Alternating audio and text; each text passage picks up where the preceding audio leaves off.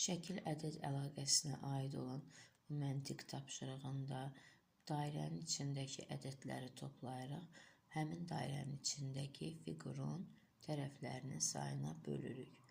Birinci dairəmizin içində 8 ilə 14, 22, 22-nin üzərinə 13 gəlsək, 35, 35-in üstünə 7 gəlsək, 42 edir. 42-ni isə 3-ə bölsək, çünki dairənin içində 3 bucaq var, 14 edir. Digər tərəfdə dairənin içindəki ədədlərin cəmi 40-dır.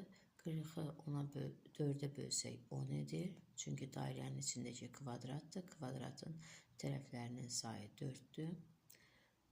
Aşağıdakı dairənin içindəki ədədlərin sayı 90 edir. 90 isə çoxbucaqlımızın tərəflərinin sayı 6-dır.